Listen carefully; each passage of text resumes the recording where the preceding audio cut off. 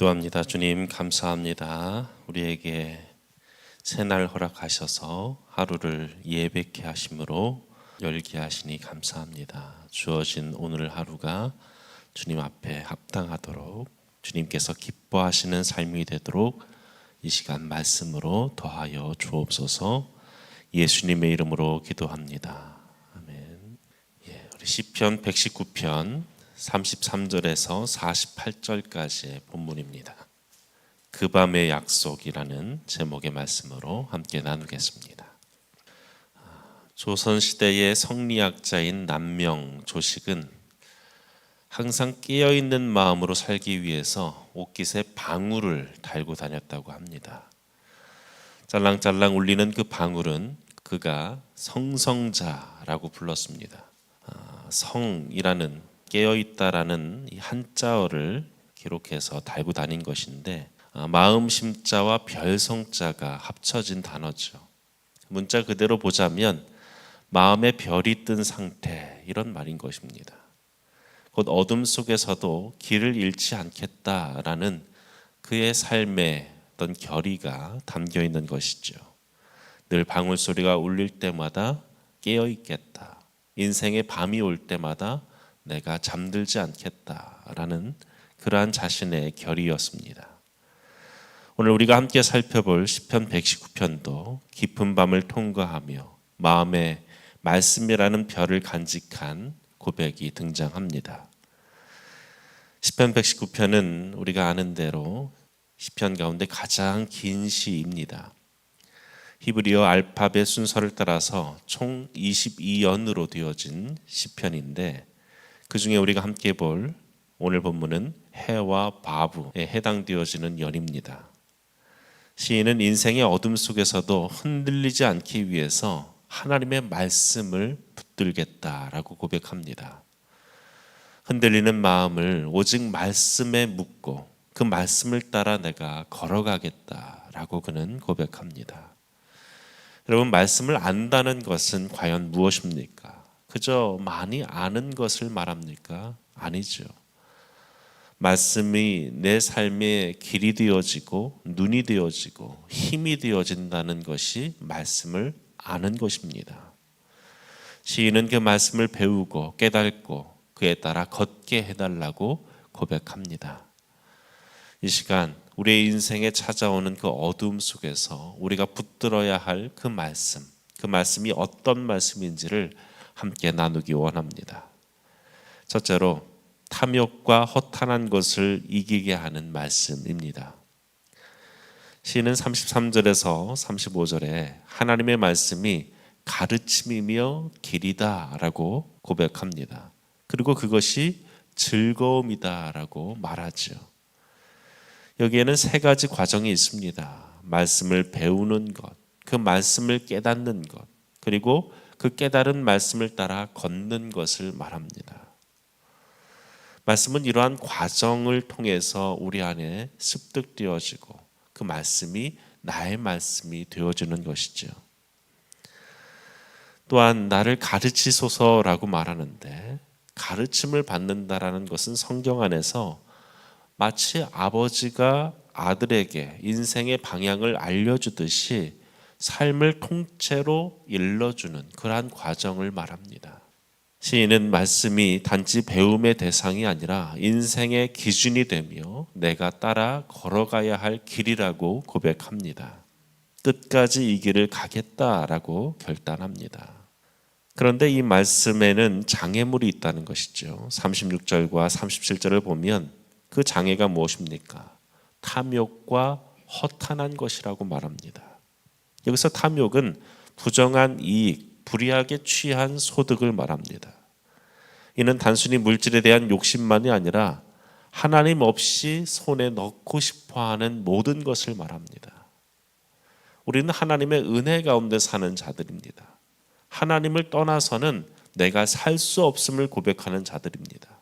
그래서 하나님 없이 얻는 것, 그것이 무엇입니까? 탐욕입니다.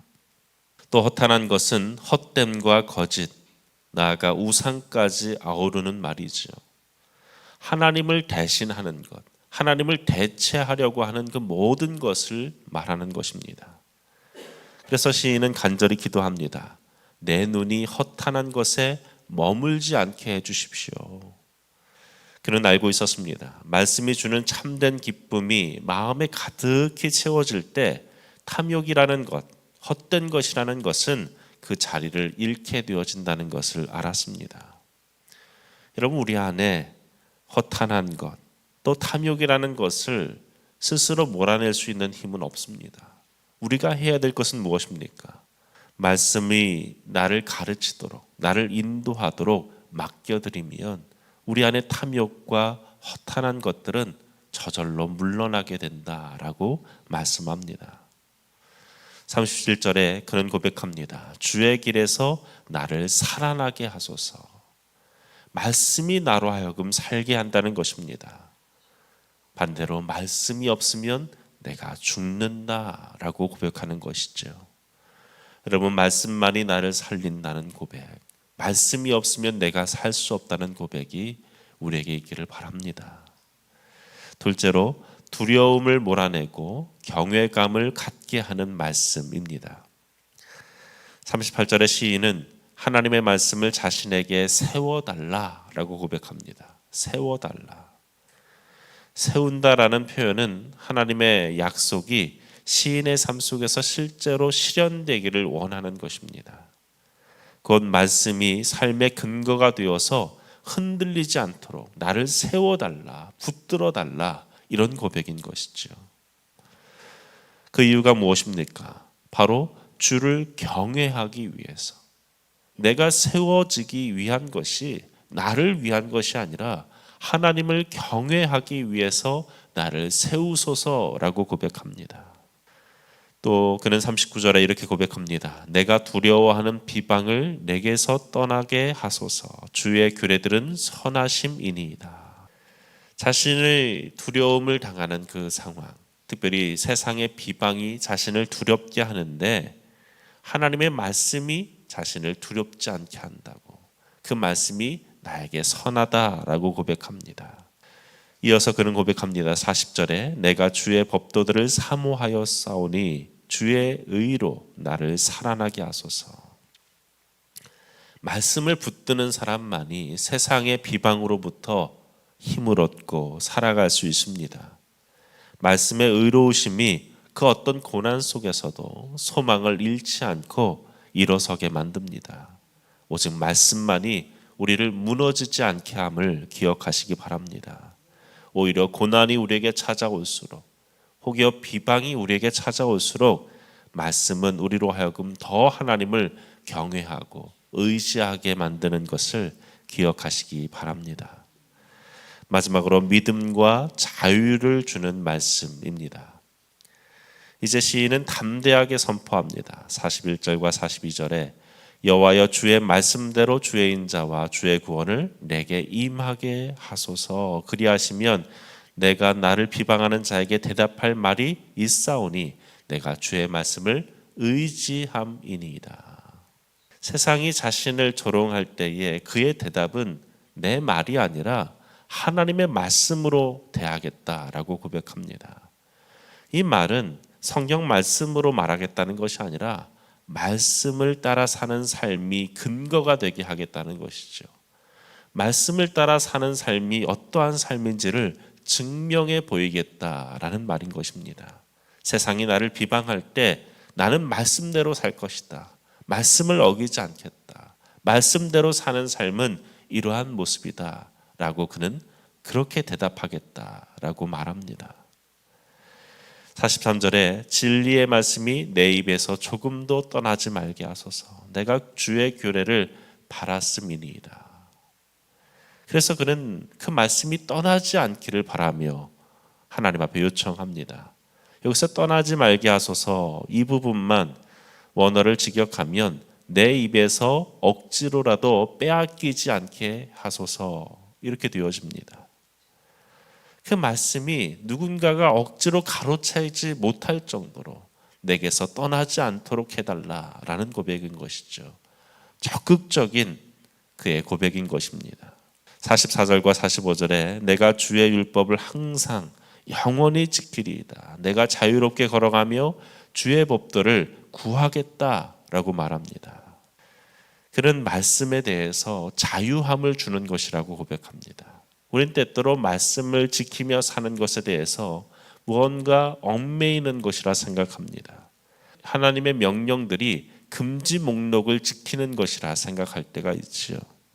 하지만 시인은 정반대의 고백을 합니다. 말씀을 지키면 지킬수록, 말씀을 따라 살면 살수록 내게 자유함이 된다는 것입니다. 하나님의 말씀은 얽매는 것이 아니라 세상 속에서 우리의 갈 바를 알려주는, 우리의 가야 할 길을 안내하는 지도와 같습니다. 그는 말합니다. 내가 자유롭게 걸어가겠습니다. 말씀을 따라 자유를 누리며 걷겠습니다.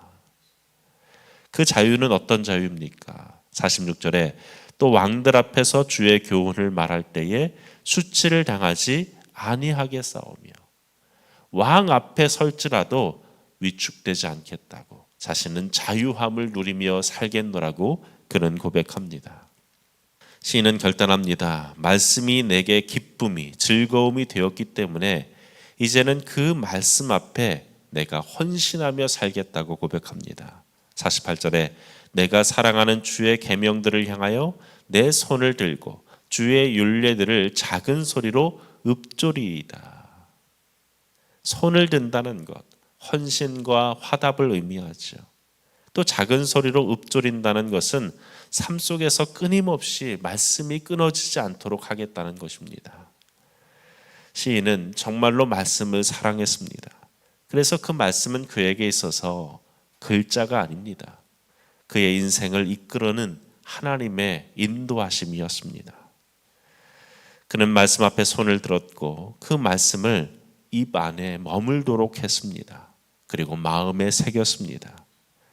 말씀이 내게 자유함을 준다는 것을 믿었기 때문에 자유함을 여전히 삶 속에 누리기 원하는 그 간절함이 있었기 때문에 그는 손을 들고 입술에 그 말씀이 떠나지 않게 하겠다라고 고백하고 있습니다. 사랑하는 여러분, 우리 또한 인생의 어두운 밤을 지날 때가 있습니다. 그때마다 오늘 이 시편의 고백을 기억하시기 바랍니다. 시인이 밤을 견딜 수 있었던 이유는 하나님의 약속이 말씀에 있었음을 그는 알았기 때문입니다. 하나님께서 주신 그 약속의 말씀, 그 말씀 위에 자신의 삶을 덧붙여 놓는 그 삶의 모습이 그에게 있었기 때문입니다. 오늘 하루 우리의 삶이 그와 같기를 바랍니다. 인생의 밤에도 오직 하나님의 말씀을 우리의 입술에 머물도록 하는, 우리의 손을 들고 그 말씀을 향하여 나아가는 저와 여러분 되기를 간절히 축원합니다. 기도하겠습니다. 살아계신 하나님 아버지, 오늘도 말씀을 통해 우리의 마음을 일깨워 주심에 감사합니다. 탐욕과 허탄한 것을 향하던 우리의 눈을 돌이켜 주시고 하나님의 말씀을 향해 마음을 쏟게 하여 주옵소서. 거짓과 헛된 세상의 소리에 흔들릴 때에 주의 말씀 안에서 진정한 기쁨과 소망을 발견케 하여 주옵소서.